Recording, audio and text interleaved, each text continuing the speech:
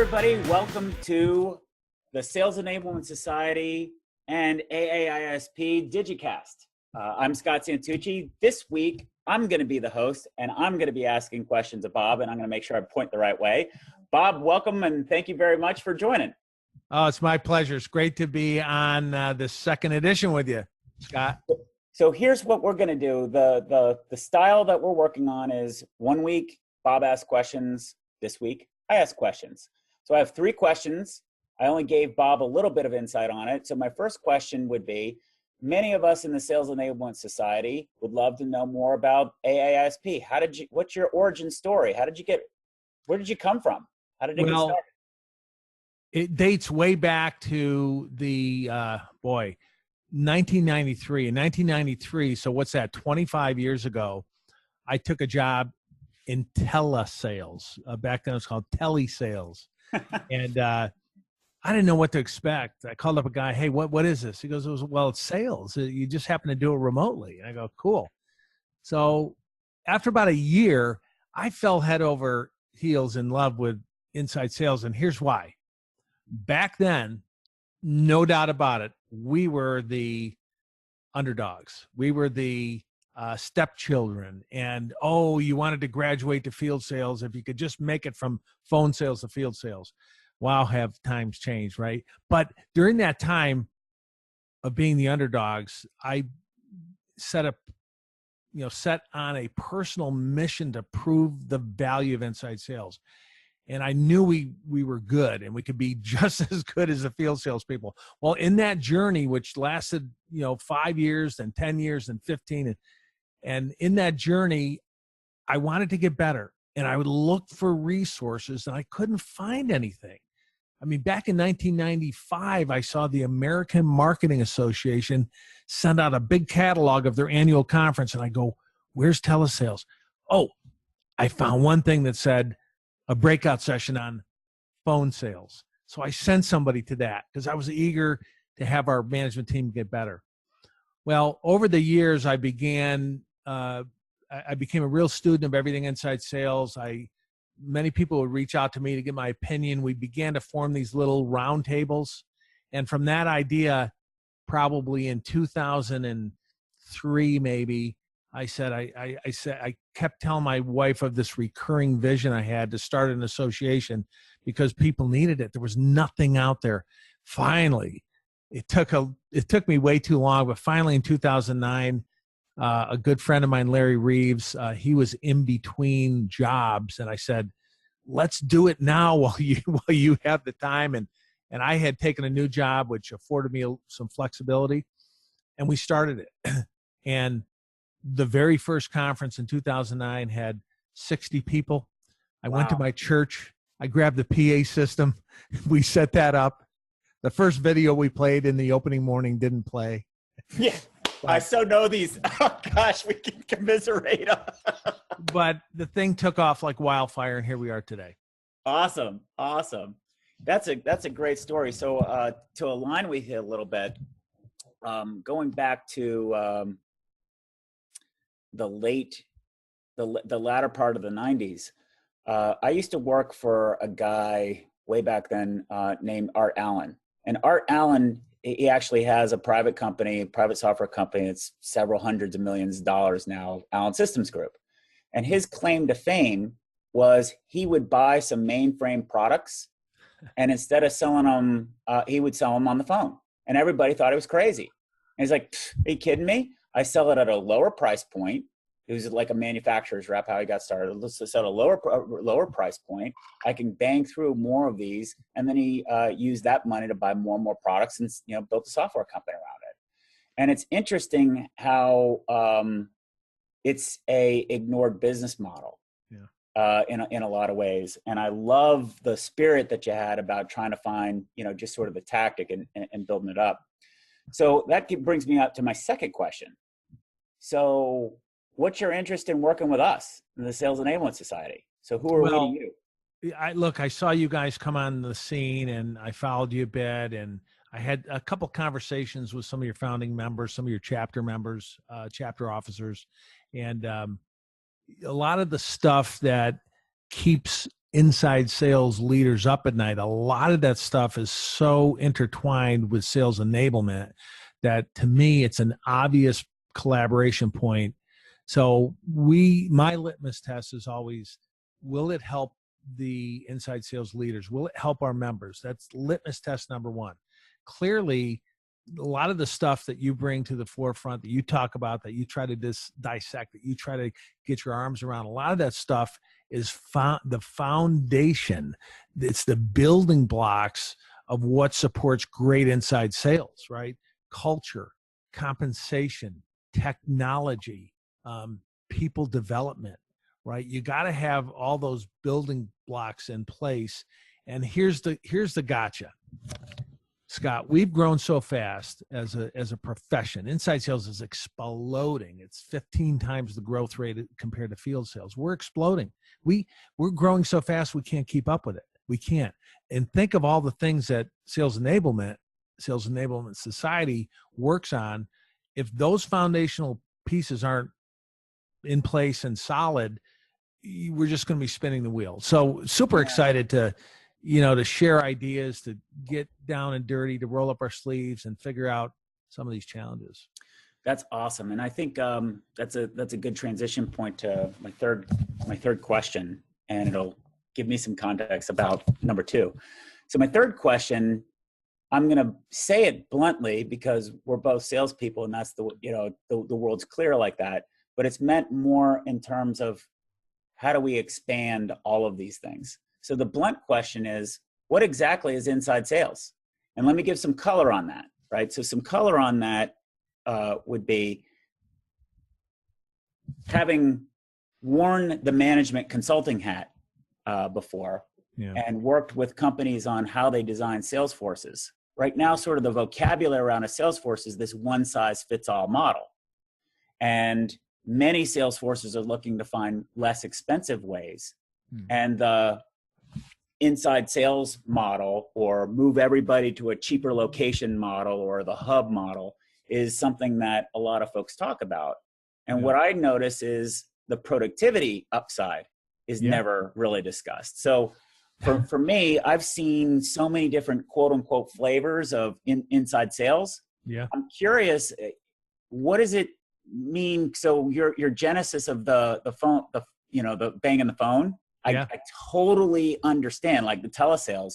But boy, things have really changed a lot since 1993, right? Yes. What does that look like for your profession, and how do you elevate this inside sales channel, if you will? And aren't there different flavors and degrees of it, colors of it?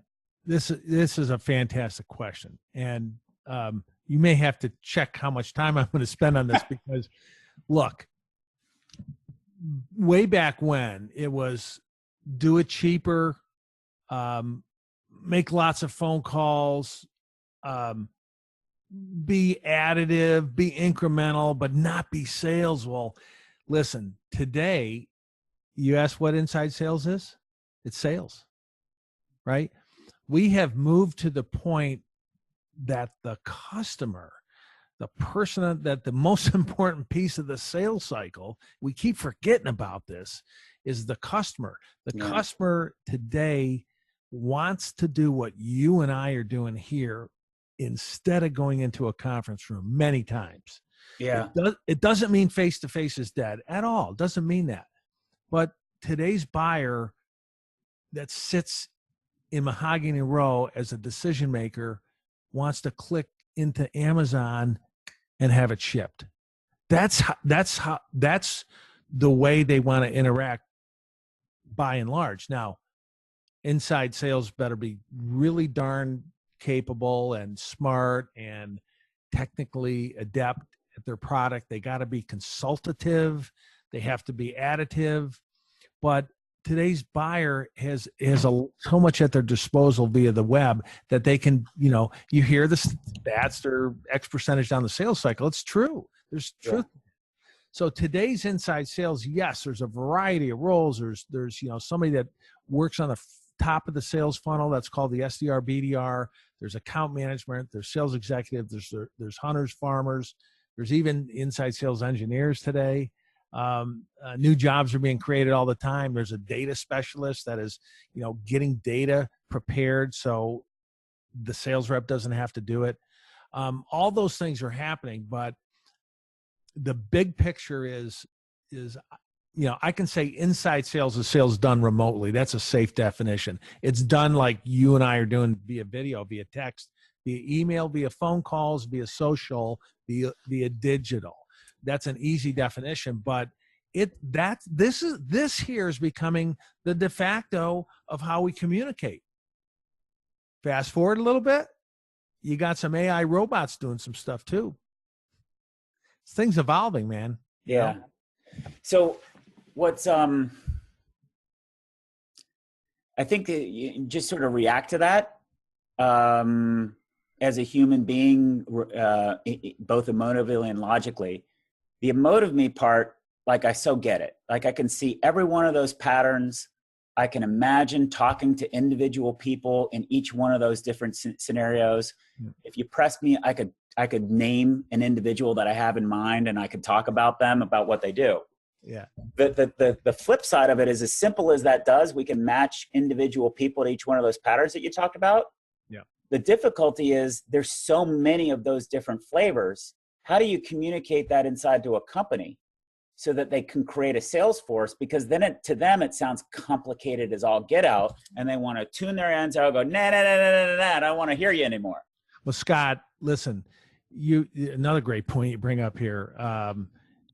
As we as an association, as I interact with organizational leaders, right?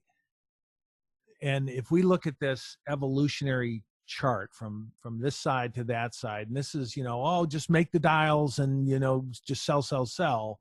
Right. And this is the full digital. There's people in all spots of this evolutionary place. There's organizations. Honestly, I've talked to organizations recently that are about to adopt CRM for the first time. Okay, believe it or not. And then there are those like IBM where I visited their, and they call it Digital Sales Center north of Dublin, Ireland. You walk in there, you literally think you're walking into the Starship Enterprise. Yeah. It's that cool.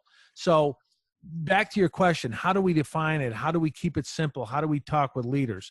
We first look at where they are in their journey. Some people are just trying to still justify inside sales. They're trying to get tools and technologies, playbooks, things like that. So you got to work with them in a rudimentary fashion to get them from early, stages to mid stages. Others are way past that. Inside sales is king at their company, and you work on different things with them. So it really depends on where the organization is, in this lifestyle. And again, one last thing, survey the customer in whatever industry you're in. Don't forget the customer, because the customer should be the one really determining how they want to be sold to. Yeah.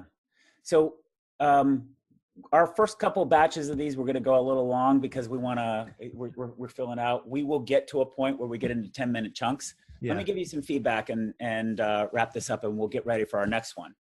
Our conference, the theme at our conference is called Enabling Customer Engagement.